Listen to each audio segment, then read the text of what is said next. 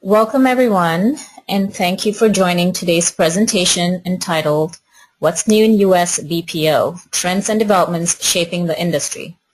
Before we get started, I want to review a few housekeeping items and let you know how you can participate in today's session. The webinar will last approximately 1 hour and will be recorded. A link to the webinar presentation and recording will be sent early next week. Please note that all participants are in listen-only mode and have the ability to ask questions using the questions pane. Simply type in your question and click send.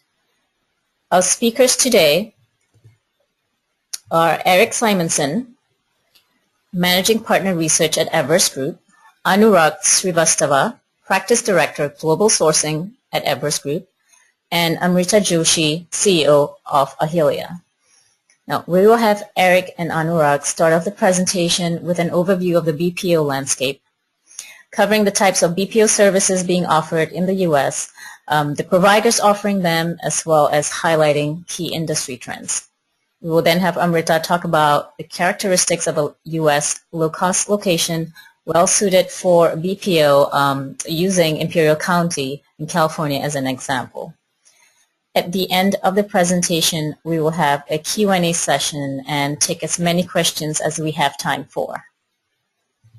With that, I will have Eric kick things off. Eric? Great, thank you, Juliana. Pleasure to be speaking with everyone today. I'll provide a couple of points of context and the basis of some of the perspectives that we'll be sharing today, and then hand it over to Anurag to take us through some of the detail on the trends we're seeing in terms of U.S. locations for BPO, and then I'll do a little bit on robotic automation and how that may further impact location decisions. First comment I want to make is when we think about BPO and the onshore context, it's clearly an important topic. It's a little bit different than the dynamic for IT services. IT services has been a lot about intimacy and potentially finding enough talent, and where may you find that in the U.S. or in nearshore offshore locations. Business process onshore tends to be a little bit different. For voice services, it's potentially a question of bringing things back onshore to get more favorable communication dynamics. A lot of what we see, though, is also people who may already have the work onshore, and they're looking to move it either to just a lower cost location or consolidate it from what's currently many locations. And they tend to have many options on where they could select, because infrastructure in town is generally pretty good, and so it's not so much difficulty in finding talent. Unlike IT, it's rather what's really the best fit for the rest of their business model and what they want to make work. With that, the next slide, please. So quick introduction on Everest Group. We focus exclusively on global services, which is the middle and back office processes that enterprises use to operate themselves. That's across sourcing models, geographies, etc. We have both a consulting and research practice. Both Anurag and I come from the research practice, where we do both published research that people may be familiar with, and also a custom decision support. So things like location optimization assessments, price benchmarking analyses, etc. Next slide, please. The things we'll be sharing today come specifically from our locations practice and are derived from a lot of investments we've made over the years here to develop expertise in this area. We've built a pretty extensive database of information about different cities worldwide, and some of the data we'll be seeing today comes from that. Our coverage actually extends across all types of locations, all major continents, including even Africa, and also across all major business processes, so IT, business process, and contact center. We'll mainly focus on the business process and some of its sub-markets today as we go through this. The team that is focused in this space is very experienced working with clients across locations, plus all the work they publish in our Market Vista offering and our Location Insider. Then finally, as I mentioned, we've done both the published work, but we also do a lot of custom decision support. In fact, we've done over 150 projects in the last 3 years alone, and within that is a fair bit of work related to onshore BPO and onshore IT. With that, I'd like to turn it over to Anurag to start to take us through what trends we're seeing in onshore BPO. Anurag? Thanks, Juliana. Thanks, Eric. Good morning, good evening, everyone. As a quick introduction, I'm a practice director with the global sourcing team at Everest Group. One of the things I do at Everest Group is to track global services activity in locations around the world. And we see that in the past 2-3 years, there's been a definite spurt in service providers ramping up presence in the United States. So on this webinar today, we look at what the nature of this activity has been and how the third-party BPO service delivery landscape in the US has been evolving over the past 3 to 4 years. So starting at page 6, these are the 3 broad constructs in which locations leveraged by service providers fall. The first one being onshoring. This is essentially delivery from centers located in the same country or geography as the source. This could be, the example could be, serving the US from a location in the US. Then there is nearshoring, which is essentially delivery from centers located near the source location. An example being serving the US from Latin America. Right? The third one is offshoring, which is essentially delivery from centers located in distant countries, such as India or the Philippines. These are essentially locations that are far away from the source location in a geographical sense. Now, each of these constructs have distinct characteristics and advantages. So let's go through these. So while the nearshore and offshore locations offer higher savings from a cost standpoint, they may also be leveraged for access to specific skills or large talent pools. For example, leveraging Latin America for delivery, for voice delivery in Spanish and English bilingual processes, or leveraging the large IT talent pool in India to service the United States or a far-off location. If you come to advantages of onshoring, we see this model being used primarily for reasons to do with either regulatory guidelines, which could be around data transfer out of the source country, or these locations are used to deliver processes that require higher degree of client interaction or even voice interaction. At times, this voice interaction tends to require a culturally sensitive, agent or a culturally sensitive approach. And so, in these cases, onshoring makes more sense. These locations could also be used for delivery of complex services that may require specialized talent available mostly in source countries. The other distinct advantage is around minimal geopolitical macroeconomic risk in onshore locations, especially if you consider the US. So overall, each of these 3 models have their own characteristics and advantages, and most large organizations use a combination of location types. So it is essentially, it means, what that means is these 3 models are not competing with each other, but players are making using these constructs in a complementary fashion. So they're going across most of these constructs. Next page, please.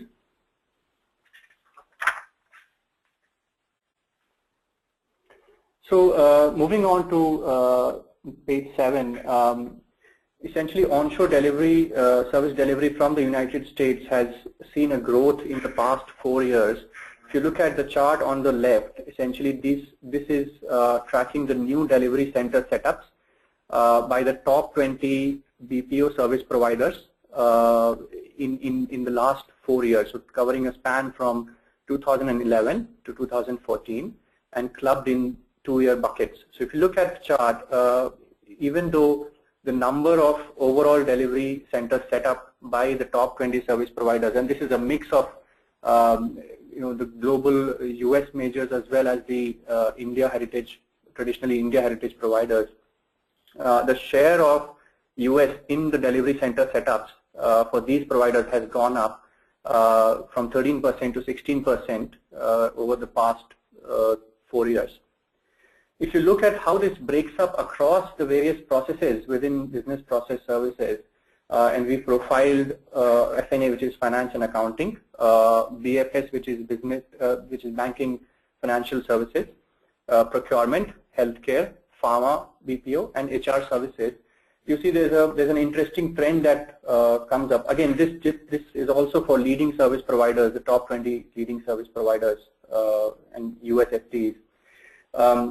You see that the functions such as healthcare, pharma, and HR services have a much higher share of US FTEs used in delivery as compared to F&A, BFS, and procurement. The reason being that these functions tend to have more processes that are more complex or require more voice-intensive delivery or a high customer interaction delivery, or they have processes that deal with sensitive data that cannot be shipped out of the country, for example. So these are some of the reasons why share of US FTEs in these processes is much higher. As an example, if you look at the healthcare industry, the Affordable Care Act, known as ACA, is essentially expanding coverage of healthcare insurance, and a significant portion of the customer acquisition work is delivered from the US, owing to the factors that we discussed earlier. Next page, please.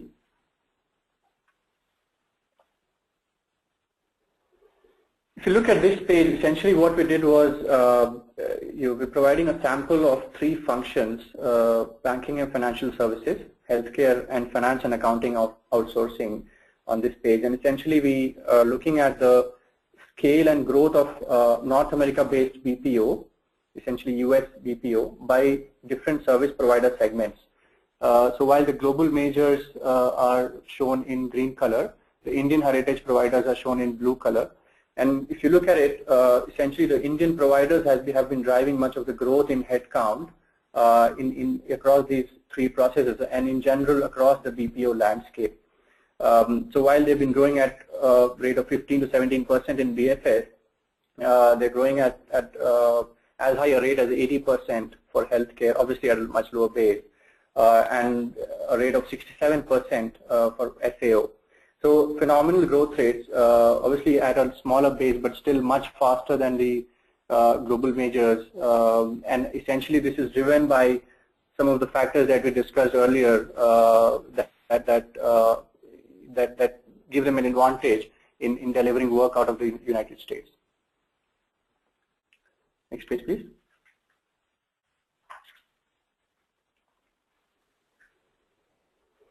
If we go into more detail on how the Indian heritage service providers have grown in the US, and this analysis is based only on the Indian heritage service providers, we look at how many delivery centers they set up over the last 4 years in the US, and also the estimated capacity addition in terms of headcount or number of FTEs that they did over the same time period.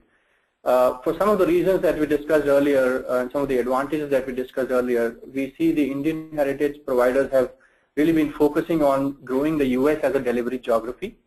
So from over 2011, 12, and if you compare that to 2013, 14, they grew the onshore presence in terms of number of centers set up, the new center set up, from 33% share of onshore to 45%, and that is phenomenal in terms of having such a high share of over delivery center set up in onshore locations.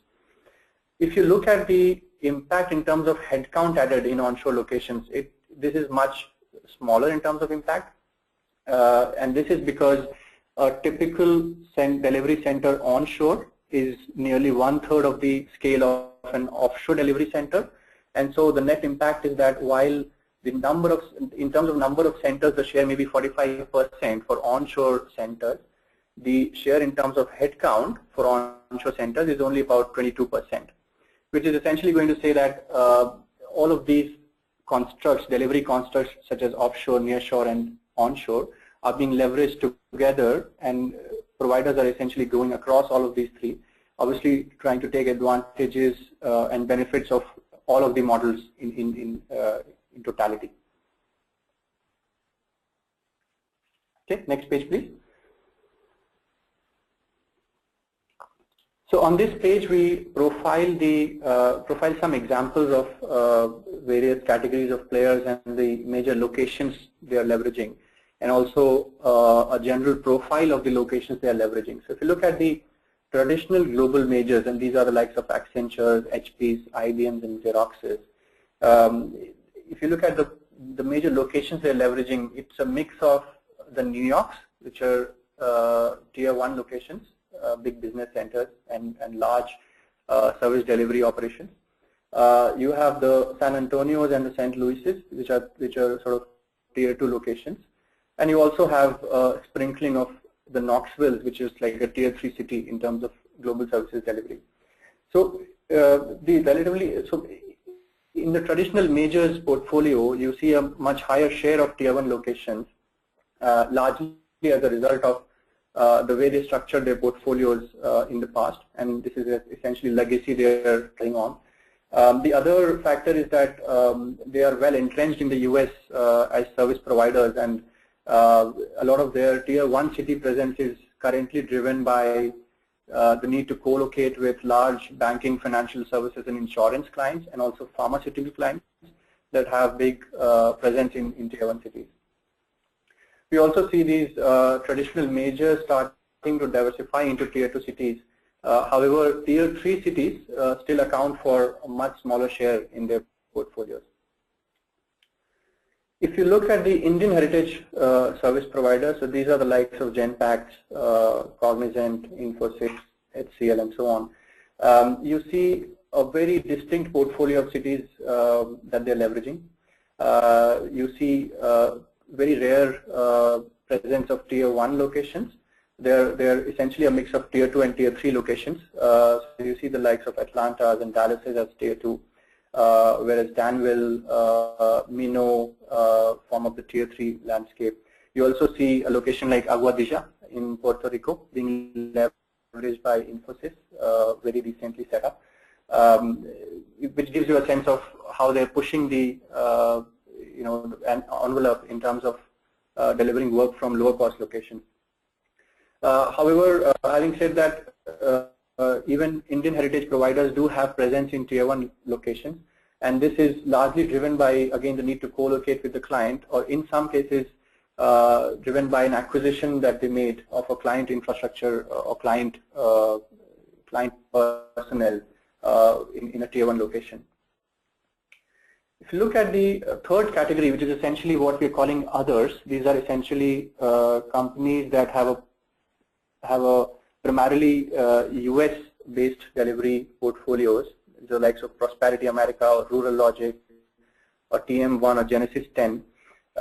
You see they are essentially pushing the location delivery envelope even more. So they have much smaller scale, but they are into locations such as Bryan or Dakota Dunes or Midland, which are all tier 3 locations. But you also see an odd Atlanta or Cleveland coming up, essentially to leverage bigger talent pools and let's say better connectivity in some cases.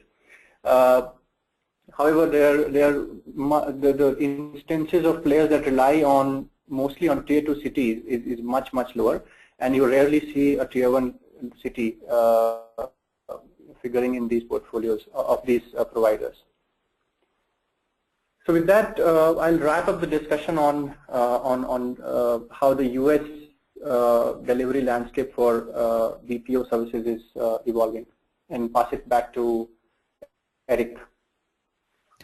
Great, thanks, Anurag. We'll now go into automation on some of this, and I just want to make one point before we get into this, which is the number of potential cities in a U.S. context is quite broad.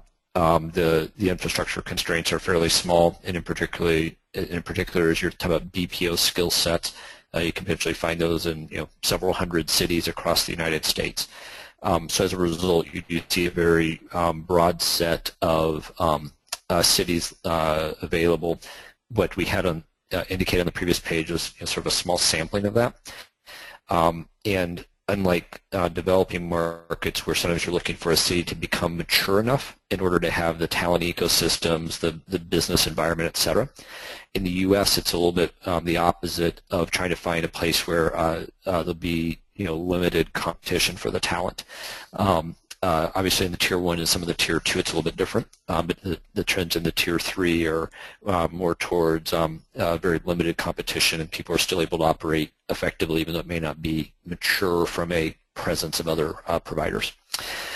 So turning now to automation. So first point we want to do is put automation in context. The next thing we'll cover will actually be sort of a definition of what is robotic process automation, which is one of the forms of automation, a very important one. And then we'll go into what are the implications on locations. So first, what is automation from a historical standpoint? So if we look back and think about how people optimize their global services and think of very simply the old framework of people, process, and technology, in effect what was happening a couple decades ago in the 90s and early 2000s was that people were trying to use technology as the primary optimization lever, and that was sort of the wave of implementing ERPs. Now, along with that went changes in process and people, but largely it was a technology-driven type of optimization. As we went through the 2000s, and still to some extent today, a lot of it's really being optimized, or a lot of the focus was actually on the people dimension, so the offshore labor arbitrage to nearshore arbitrage as well. Again, there were changes to process and changes to technology, but largely organizations were trying to optimize the people part of that framework. What we're seeing now, and it happens in a variety of ways, but especially with robotic automation, is in some ways people are more fundamentally attacking process.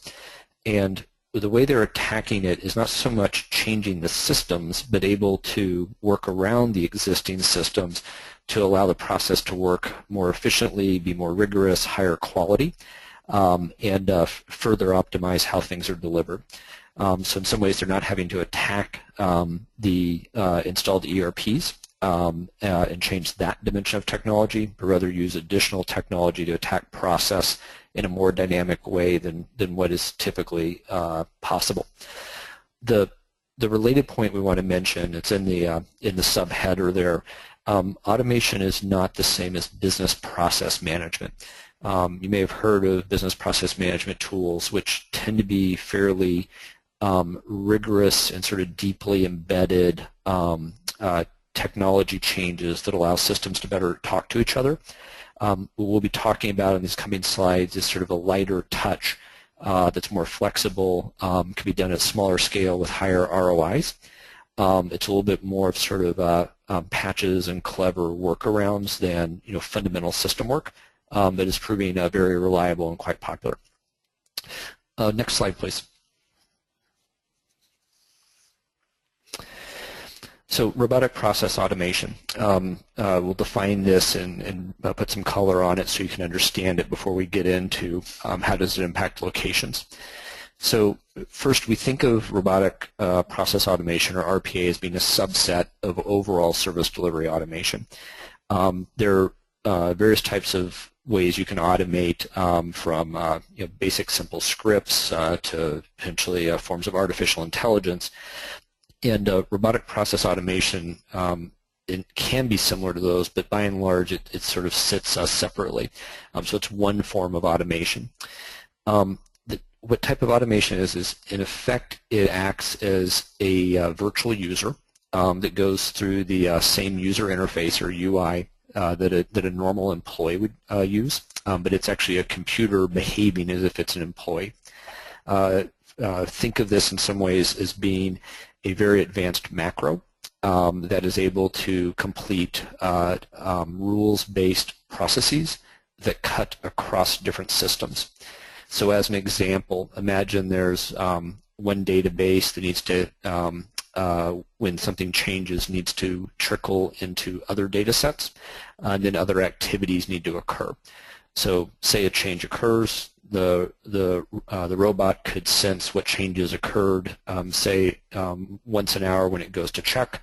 It could take data out of that one database, put it into an Excel file, go look up for that same customer other information, add it into the Excel file, do a calculation of maybe the estimated delivery or the tax or cumulative discount that should be applicable given the agreement. Take that calculated amount, go propagate it into another system that may trigger supply chain or invoicing, and even kick off a say a confirmation email, maybe an activity pick list for the warehouse, etc. Previously, that work may have been done by a person, or if you were to automate, we've had to do something that was a pretty sophisticated system change. In this case, you can replace the person with a rules-based algorithm that logs in and out of different systems, does some rules-based work in other systems to calculate new information, and then continues the process.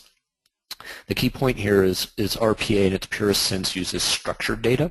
It doesn't work with unstructured data or apply artificial intelligence to make guesses. It only acts on what it knows. At the edge of RPA, we may see artificial intelligence start to emerge, but for purposes of this, we'll think of as being only rules-based. So moving to the middle box, this is the key thing about this is it's actually very non-invasive. So it can use the existing systems and simply replace a person with a configured process run by a computer. And even if it can't entirely replace a person, it can create queues and steps where a person can work on only the parts that require judgment, but the more transactional items are just covered purely by the computer. From an outsourcing standpoint, this is quite important. It allows BPO service providers to work with their client systems in a way that doesn't require them to modify their client systems. And that makes it much easier to work with the existing technology environment. And the conversations with clients' IT group is about educating them on robotic automation and not about fundamental system changes. And so that opens up a whole world of opportunities to do things differently. Example uses, so obviously transaction processing can also be used a lot in high volume data entry. Can also, as the example I indicated, do a lot of data propagation and keeping different systems up to date with each other where there's maybe not a single database. You'll see on the bottom a couple of the commercial automation software products. Blue Prism gets a lot of attention, has done a great job of advocating for the space. You also see Automation Anywhere and Deskover, two other key providers. We find most companies end up using a combination of maybe these and others. And there's then kind of an open question of what the service provider should provide themselves or what the client may themselves select. So a lot of room for innovating here in the coming years. So let's now think about what this type of automation means for locations. Next slide, please. So when we think about what robotic automation can mean for service delivery, it's a little bit of a mixed bag. It's an interesting question, and the initial reaction of most people is to think of it as a need for less offshore and that more things can be done onshore. And to a reasonable extent, that's probably true, but there are some other interesting dynamics going on that we wanted to call out. When we think about the implications for onshore, the sort of the positives for the onshore model from automation are that the economics of offshore become less attractive. Software is cheaper than people. Software can work 24 hours a day, and so you can in some ways get more than one person worth of work. You also potentially change the economics of mixed models, and so you can get a ROI with a combination of things that is attractive more easily. And then to the extent you're programming these new processes, that can potentially be done more easily close to the business in an onshore model. So all those are potential positives for the onshore increasing its share. The potential negative is that when you sit down and you think about where does the greatest ROI come from, what we see with many programs is they actually initially target the onshore labor pool, simply because the onshore labor pools tend to be higher cost per head compared to nearshore offshore. Plus, they often are still doing some of the smaller pockets of work that have been harder to squeeze out in other ways. So we see many of the initial use cases actually being focused on the onshore labor pool as opposed to the offshore labor pool automation. If we take the view of the offshore market, the potential positives for them, which may sound counterintuitive, is that to the extent they've already developed a lot of understanding of the process and have much of that transferred offshore, the lowest total cost would actually be a combination of continuing to use offshore labor combined with the automated technology. That may be a lower total use of offshore resources, but it would continue to be the lowest total cost. The second and kind of interesting point is as you look at what drives automation, your ability to deploy it, the ROI is based on the cost to deploy these fairly small process changes. And the lower cost resource you can have doing this, the more types of things you can automate. And so we may see some cases where offshore resources are actually able to very effectively help drive automations that either may be automating offshore things or onshore things and be the sort of the lowest cost to do that. The negatives, as I mentioned, clearly it decreases the demand for offshore resources. I think everybody's in agreement with that. The question is just how much. It's measured in increments of 10%. Is it 20%, 30%, 40%, even more? But it's a significant amount.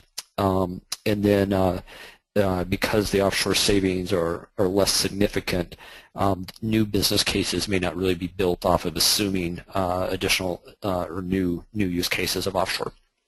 So overall, this obviously ends up changing the skill sets as well. It's not just number of roles, it'll be what types of skills and people are required.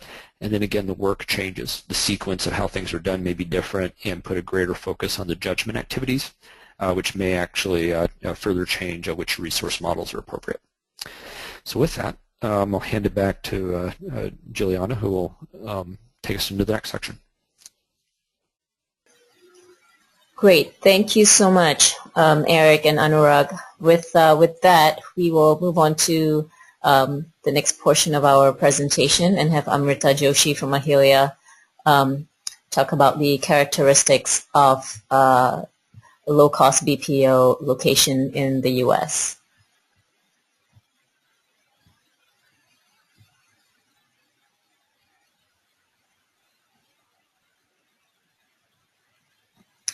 Amrita?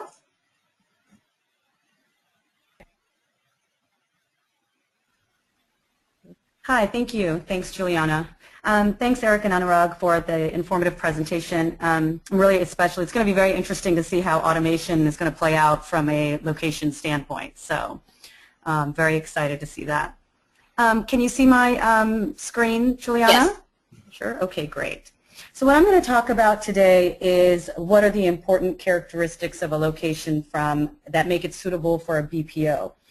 And I'm going to use, just to make it a little bit more interesting and tangible, I'm going to go ahead and use an example of Imperial County, which is a recent study that our firm did in conjunction with CalEd, which is the California Economic Development Agency, and the USDA at looking at Imperial County and rural areas in general for potential for BPO outsourcing. So let me start by just giving a very high-level overview of the criteria that we use. We have put together a model that's specific for the outsourcing industry in terms of looking at locations.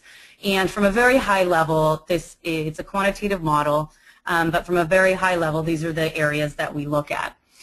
You can see that, of course, cost of doing business and workforce are the most important. And I'll just say one thing, the only reason cost of doing business is a little bit higher than workforce is because it's kind of the baseline. You have to have a low cost of doing business or in general to even be considered. But I would say that most of the time is spent on looking at the potential of the workforce. So that's what's really differentiating one place from another in terms of BPO and IT, of course. So let me go quickly to just discussing what are the most important factors we think from a BPO standpoint. So in cost of doing business, obviously labor rates are very important. What we have found, though, is once you start going into rural communities or Tier 2, Tier 3, especially Tier 3, is that the labor rates end up being very similar. It's not a huge differentiation between one area or another when you're comparing the same size of cities. What makes the difference when you start going into some of these more rural areas or areas with less population is the state and local taxes, especially payroll taxes. So that's something that people are looking at very, very carefully. And I do know that there's some states that have offered really strong incentives on this in this area. And others have not, and I think that this is a big area that companies are looking for, because obviously the number of their people, the amount of people that they're hiring, this has a high impact. From a workforce perspective, we would see that stability of future workforce ends up being very important. So they do look at the current availability of resources, but they do understand that that will tend to go up and down depending on the what part of the cycle, business cycle you are in. But they want to see, especially in BPO and especially on kind of the lower end BPO, that there is fairly high attrition. So they need to make sure that they're constantly filling that pipeline. I do know, we've met a couple. We've obviously talked to a lot of the BPO providers and some of the smaller ones, and for example, a lot of the companies that we know that have had some success have set up very nearby military bases where they get a very good supply of people coming out of the military or military spouses, for example. So that's definitely one of the tactics that some of the companies have been using. Less important, but still definitely looked at, is business and political environment. They are looking at a consortium, so business, government, and education consortiums, especially because when you're doing kind of continuously hiring. They want to know that these three different areas are going to be supporting them in the long run. And you do see these built into contracts where there's not just this kind of first-year hiring incentive that locations will give the companies, but there's actually ongoing training grants and ongoing support from the government and education institutions. This becomes especially important when you're doing some more customized skill sets. Education institutions being able to develop programs that are particularly specific to the need of the BPO provider becomes very important. And then for quality of life, there's a bunch of factors obviously that we would put in there, but the most important is the kind of stability of the cost of living. Most companies do not want to move people in, so they're not looking at trying to attract people to move to the location. They're looking for people who are already there, who want to be there from a family ties perspective. They grew up there. They like the location. And so they're most concerned that the cost of living is not going to increase significantly or more than average, so that they are able to keep their costs down in the long run. So let me talk a little bit about Imperial Valley, which I know probably most of you have not heard of. Me growing up in California, I actually had not heard of Imperial County. So it's a very interesting county. It is right, for you guys can see it, it's right next to San Diego and on the Mexicali border. And the population of the county itself is about almost 200,000. And it's in very close proximity to San Diego and Palm Springs. What's very interesting and unique about this particular location is that it has a lot of, there's kind of this Cali Baja mega region, as they describe, where there is a lot of interaction, business, community that actually crosses over the Mexican border as well. So even though their population is just under 200, they have, I think that it's estimated anywhere from around 50,000 people that legally come in to work in the area every day. So it's the population is actually larger than when you just kind of look at the actual statistics of people who live there. So it has a very stable supply of educated and it's very competitively priced bilingual workforce. And when we started working with them, they had already targeted, I think they had done this plan in 2007, which industries they were going to go after. And it originally was aerospace, agriculture, call centers, not necessarily IT and BPO at that point, renewable energy, manufacturing, and transportation and logistics. And once we kind of went in and assessed the area, we realized that it was very strong for BPO and possibly IT. And I'll talk a little bit more about that. So, you know, in any location assessment, you have to look at, it's not just a pure quantitative exercise. You have to kind of compare it to other areas. So we, just for information, we compared this to other areas that were very strong in terms of call centers, as that was the original target industry, and then also ones that were in similar size to them and kind of were more newer centers for call centers or BPOs. So a little bit just about the strengths. You know, this was Imperial Valley. Probably we've done this assessment, you know, across the United States and also in internationally. And I'll have to say that we never saw, in terms of the USA, just as the strongest availability, stability of a workforce. It was pretty incredible. I'll give you one example that one of the call centers we went to had a 2% attrition rate. I think it was last year, actually that was 2013. So just the stability of the workforce, because there are so few good jobs, is very, very high. And we heard over and over again about the work ethic of the workforce. And I think this was just very, very unusual and very definitely one of their strongest strengths. There's very good alignment, of course, between the government, education organizations. We always look for proof of this. You know, obviously everyone can say it, and I think what was very interesting is that they worked really hard together to get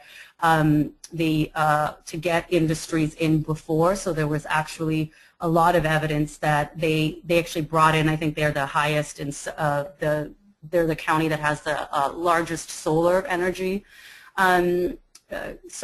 plants there, and they did extremely. They were very aggressive in bringing in those companies, and of course, great quality of life for families. We saw over and over again, which is pretty typical in rural communities, that people were actually moving. That people actually would come back to the area once they had kids and really liked being in the area. So that's obviously very positive when you're actually trying to grow an industry. Some of the shortcomings of the area that we saw, this is California, and as most of us know, there's comparatively higher state taxes and more state regulation.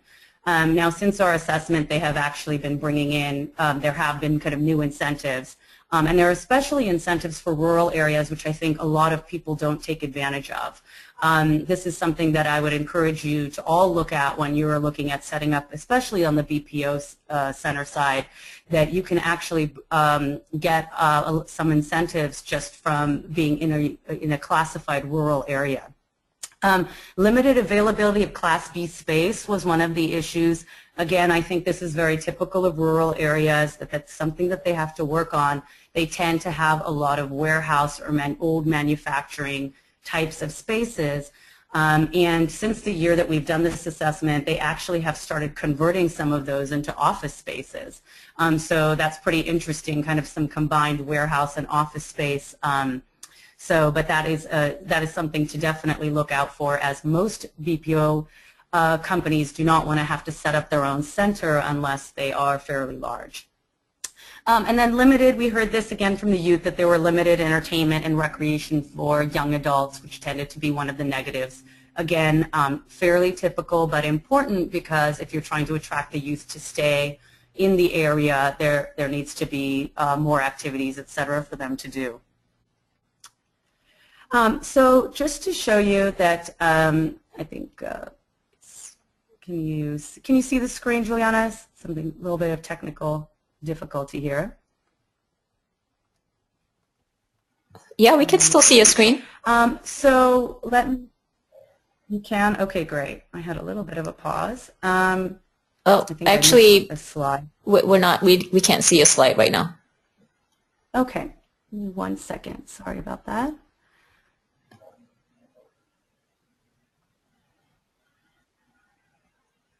Okay. Yep. Can you see it? Okay. Yes. So ideal targets, and I think this is important that communities do identify who are the right targets for them. It's not everyone and everything. And for this particular area, we looked at small and mid-sized businesses, probably up to $2 billion in revenues that were located in the San Diego area. It looked like San Diego has a very close tie, obviously, with Imperial Valley, and there was a lot of work going on in the manufacturing, aerospace, in engineering, environmental, and energy engineering between the two areas. So that this was a very solid target for them in terms of target companies. Companies already in California that wanted a low-cost shared services center close to home. We have seen there has been a big increase of those, for example, in the Sacramento region. So we think that this is high potential for Imperial Valley that would have actually a stronger cost savings proposition. Companies that require Spanish language capabilities, of course, to service their customer base. And I think what's very interesting about some of these U.S. locations where you have a big advantage to necessarily nearshore is that cultural context. I mean, these people are not just bilingual, they're bicultural. So that entire piece of cultural training is a lot less when you're looking at these onshore locations. Foreign outsourcing providers planning to set up delivery centers in the U.S. I think if you saw, the Everest presentation prior, that is a big part of the growing U.S. BPO centers is from the offshore providers, and so they should be targeting those. And then, because of the region's skill sets, we of course looked at any centers that are around their core industry verticals that they already have strength in, which is logistics and distribution, renewable energy, agribusiness, and healthcare. And regional companies with onshore call centers or who have really made it a point to only have onshore call centers, of course, is a good target. So in summary, just to make this example a little bit more general, we've kind of been looking at, when we're looking at these areas of the U.S., which we've been mostly looking at Tier 2 and Tier 3 areas, we've kind of come up with a generalization of what types of services we think can be done in what types of populations. And I want to stress that this is not just a rule, and there's definitely exceptions. But what we've noticed is if you're getting to an area that's above 50,000, especially kind of in the 100,000 range, for typical skill sets, you could have low to mid-level and some high level, and the size of center ends up being kind of the max at around 500, but you could have a 300 to 500 employees. We have seen a case where they have 1,000. A large shared service center, they tend to be they tend to be the employer in that area. And there's no other, there's no other ecosystem around it. But we see that you could typically get a BPO or shared services center in these ranges. For the outsourcing activities, I think above the 50,000, or especially when you get to the 100,000, you could look at all levels of call centers and BPO. And then lower level ITO, kind of the types of things you'd see in a shared services center or desktop support. And your main challenges in there would be kind of workforce availability, which is kind of across the domestic sourcing spectrum a challenge, and retention, especially if those locations are located very close to large cities. When you start going into the more rural centers, you're looking at kind of the 10,000 to 25,000 areas, so your Tier 3. You're really looking at more of the lower level BPO and call center type of work. You can see centers at max 200. They tend to be around 100 people. And you have a different set of challenges with these, we've noticed, in terms of workforce, because you do have a skill set issues sometimes just in terms of work ethic and just kind of general work skills. And you do have that business ecosystem. So we have seen some areas where, you know, the IT and the connectivity and those types of things end up being bigger issues, not in terms of bandwidth, because now you know, a lot of the United States has been set up, rural areas in terms of having internet access, but having the service providers to help you connect sometimes have to be brought in from other cities. So with that, I will go ahead and hand it over to Juliana for questions. Great, thank you, Amrita. As three of you were presenting, we had some questions come in here, so let's get right into that. The first question is actually around RPA, and this is for you, Eric. What could be the use cases in insurance for robotic process automation? Good question and a good example. Let's just focus initially, say, on claims processing. So as information comes in for a claim, there may be the need to go check multiple internal systems to collect the relevant information to determine if the claim should be paid or at what level, and maybe even going to external systems to see what current rates are. Maybe there's indices that need to be adjusted for a particular type of claim. And so the robotic automation could help basically prepare the case, all the necessary information, putting it in a single format, so that the person processing the claim could see all of it in one integrated view, and then make a judgment, as opposed to having to track down a lot of the information themselves. It would be, the further benefit of it would be as if the determination on the claim was being based off of information that was you know, new things were coming in. Say they were wanting to mine maybe social media to understand what was going on, were there other people making claims or other sort of market intelligence. Say there was maybe a storm and you're trying to figure out what's maybe false claims versus real claims. You could actually set up something that would, on either a temporary or permanent basis, collect information from news sources that wouldn't have previously been utilized, so that all that information could be presented in a consistent manner to make a judgment. So that's a type of example. I think most organizations that start down this path, they initially end up automating things they're already doing.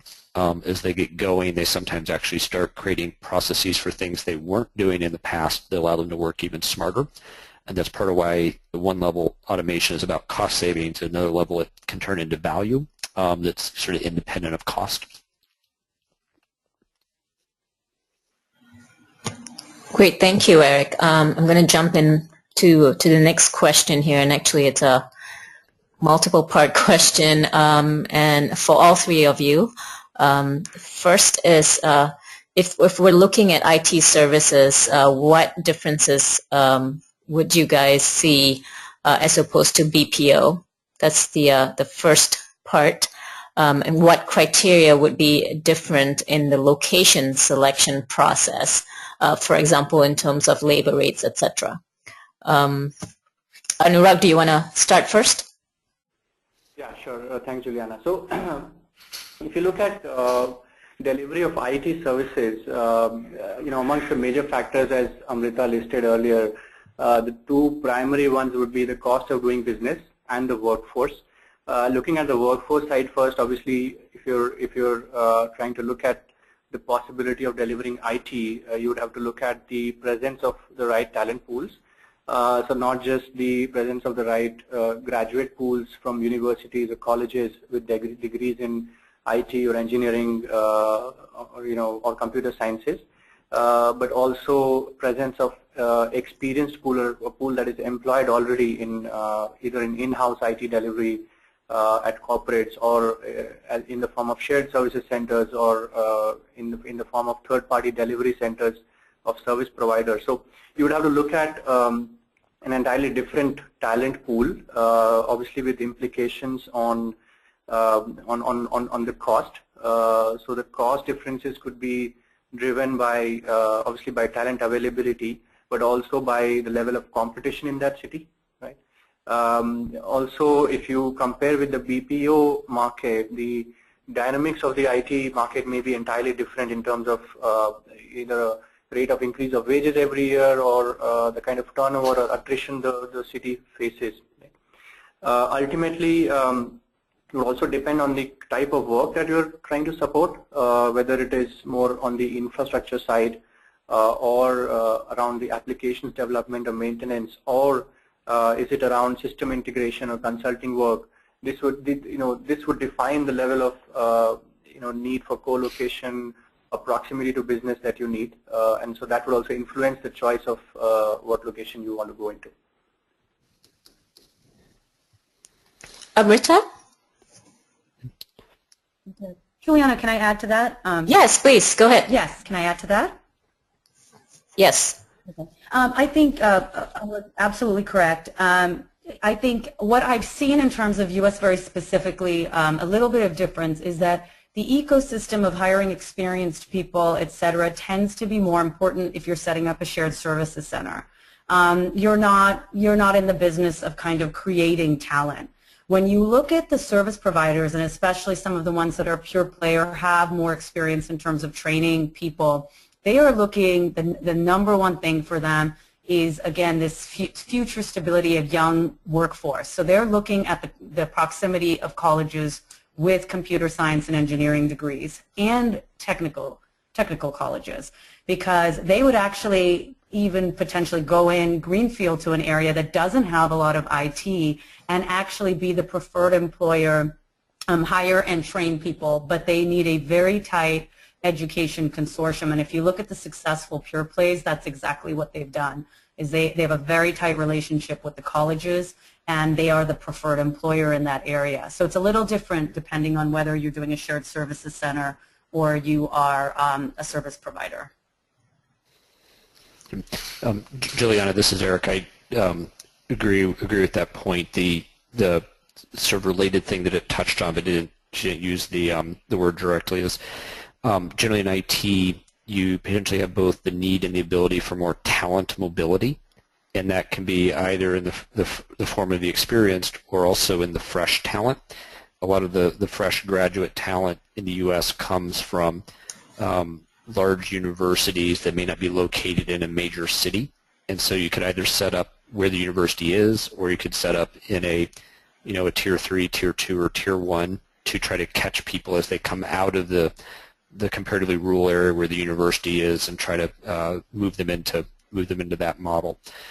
So there's, in like business process, there's a lot more potential consideration of talent mobility, and so the value proposition ends up becoming important. Great, thank you. Looks like we have time for maybe just one more question here. And Amrita, this is for you. In terms of incentives, what should government agencies or economic development agencies focus on to attract BPO companies? Good question, and Juliana, if you can save this person's info, I'm happy to. I have a little slide on that somewhere, and I'll find it and send it to them. But the most thing is, look for things that actually try to implement things that have to do with the people side of it versus the real estate and infrastructure side. I think the biggest mistake is I've seen economic development agencies make is they come and tour them around office. Manufacturing space, et cetera, that just isn't relevant, or talking about land. Most companies, unless they're doing the kind of 1,000-person center, do not want to build their own company. So the type of incentives you should look for are training grants. You don't even necessarily have to do the training. I think that's another thing. When you're looking at service providers, they would like to train themselves, but they would like training grants. For training new employees, a job hire credit, so for every job created there is a credit, and trying to push these out a little bit more long term, not just for the first year. So those are important. Things that offset payroll taxes, and of course that is usually best done at the state level, but if you can be creative and come up with things to offset it from a local local area, especially when you have high state payroll taxes. That's another one. So really looking at lowering their cost of labor. And they're very willing to tie it to job creation because they are hoping that that center will grow over time, and they won't set up, and they have a max, and they would like to see that center grow. I also think offering things just as recruitment job fairs, kind of activities that help them keep their profile up in the area is a very nice value add for them that they will start looking at the end when they're comparing the top 2 or 3 locations. Great, thank you so much for that. We are definitely past the hour mark here. So that concludes today's webinar. Thank you everyone for participating. Thank you to our 3 speakers for taking the time to share the expertise with us today. Please look out for an email early next week with links to the presentation and recording. Thanks everyone, and have a great day.